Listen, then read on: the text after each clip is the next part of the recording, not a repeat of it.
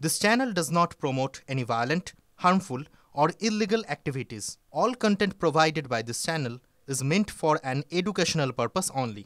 Top quality और consistent performance के लिए सिर्फ सिल्वर पंप नाम याद रखना। একটা বড় প্রশ্ন, কোথায় রয়েছে কেষ্টর ফোন? ফোনে আইসিকে কদর্য হুমকি, অনুব্রতর ফোনই পুলিশ এখনো পেল না। এসডিপি অফিসে ফোন নিয়ে যাননি অনুব্রত।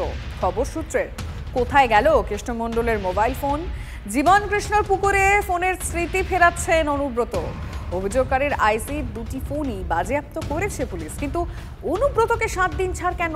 জামিন অযোগ্য ধারার পরেও কেন গ্রেফতার নয়? অনুব্রতর ফোন মমতা বন্দ্যোপাধ্যায়ের বাড়িতে আছে, বিস্ফোরক দাবি করেছেন শুভেন্দু অধিকারী। তিনি তার ফোন কোথায় রেখেছেন সেটা নাকি মনেই করতে পারে। মমতা ব্যানার্জির বাড়িতে আছে। ও 3 দিন 4 দিন ধরে যাচ্ছিল না, মমতা ব্যানার্জি শিখিয়ে দিয়েছে, যা যা বলতে তাই শিখিয়ে বলেছে। মমতা ব্যানার্জির গাইডেন্সে অনুব্রত চলছে, যা যা শিখিয়ে দিচ্ছে ফেস টাইমে, হয়তো নিজে করছে না, ফেস টাইম কেউ বিশ্বাস করছে না, এবার অন্য কারো ফোন থেকে হয়তো করিয়েছে। ববি একটু বলে দিবি তো অনুব্রতকে, এই করবি, এই করবি না।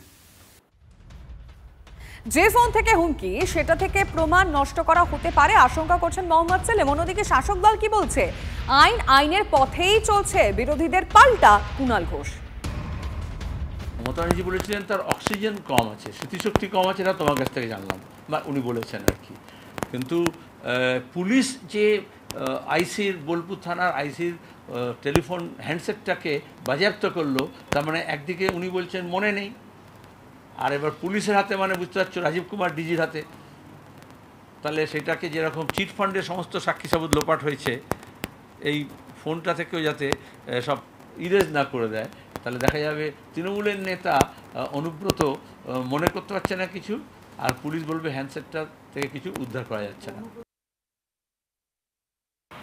পুলিশের মতো তদন্ত করছে। অনুব্রত মণ্ডল যেটা বলেছেন, খারাপ কথা বলেছেন, এ নিয়ে কোনো প্রশ্ন উঠছে না, নিন্দা করেছে দল এবং তাকে দিয়ে প্রকাশ্যে ক্ষমা চাইয়েছে। বাকিটা দল দেখছে, আর আইনের পার্টটা আইনের মতো চলছে। যদি ওনাদের মনে হয় আইনের পথে চলছে না, বা ওনাদের কোনো বক্তব্য থাকে, তারা তাদের মতো করে তো কথায় কথায় বিভিন্ন কোর্টে তো ওনাদের যাওয়ার একটা অভ্যাস আছে, যান ওনারা। বিজেপির হাতিয়ার এবার অনুব্রতর কুমন্তব্য। কালীগঞ্জ উপনির্বাচনের আগে নারী সম্মান রক্ষায় পথে বিজেপি। 16 জুন কালীগঞ্জে প্রচারে নেতৃত্ব দেবেন শুভেন্দু অধিকারী। অনুব্রতর কুকথার প্রতিবাদে 9 তারিখ বোলপুর থেকে কর্মসূচি রয়েছে। রাজ্য জুড়ে নারী সম্মান যাত্রা কর্মসূচি করবে বিজেপি। বাকি কর্মসূচির দিনক্ষণ এখনো চূড়ান্ত হয়নি। বিজেপির কর্মসূচিতে তীব্র কটাক্ষ চন্দ্রিমা ভট্টাচার্যের।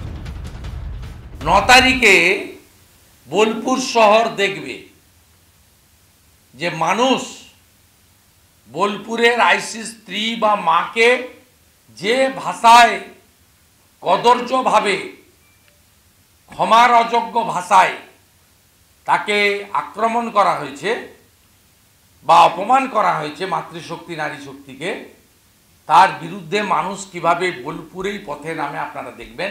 আমি নিজে থাকবো, লিড করব। আমরা ওখানে ওই দিন নারী সম্মান যাত্রা করছি। আচ্ছা, মিছিল করতেই পারে, কিন্তু সুরক্ষা কতটা হচ্ছে সে তো সকাল থেকে কৈলাস বিজয়বর্গীয় দেখিয়ে দিচ্ছে, ওনাদের অন্য যারা নেতৃত্ব তারা দেখিয়ে দিচ্ছে। হ্যাঁ, বিরাট বিরাট অনেক কিছু কথা আমরা এতদিনে দেখলাম, একটা আবার সিঁদুরের গাছ পোতা হলো, সেটাও দেখিয়ে দিলেন। এটাও বোধহয় সুরক্ষিত করবে, জানি না।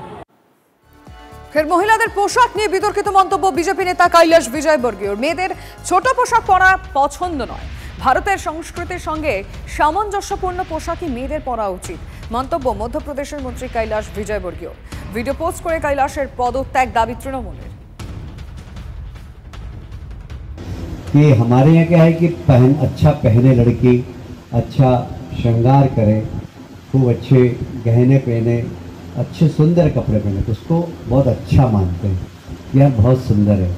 पर विदेश में जो कम कपड़े पहनती है ना, उसको अच्छा मानते हैं, उनकी सोच है। तो ऐसा कहते हैं कि भाई कम कपड़े पहनने वाली लड़की जिस प्रकार सुंदर होती, उसी प्रकार कम भाषण देने वाला नेता भी बहुत बढ़िया होता है। ऐसी ये कहावत है विदेश में। अपने मैं इसका पालन नहीं करता हूँ, मैं तो इसको नहीं मानता हूँ। मैं तो ये मानता हूँ कि हमारे यहाँ महिला देवी का स्वरूप है, खूब अच्छे कपड़े पहने। मेरे को तो कम कपड़े वाली अच्छी नहीं लगती है। हाँ, मेरे से कई बार सेल्फी खिंचाने आती है बच्चियाँ, तो मैं कहता बेटा अच्छे कपड़े पहन के आना, खिंचाना मेरे साथ, मैं मना कर देता हूँ। কৈলাস বিজয়বর্গীয়র কাছ থেকে এর থেকে বেশি তো কিছু আশা করা যায় না।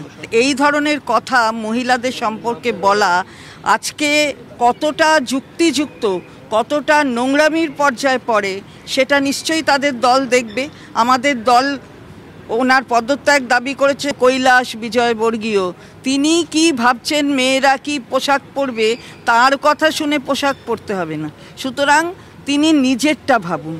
আর এই ধরনের কথার আমরা ধিক্কার জানাই।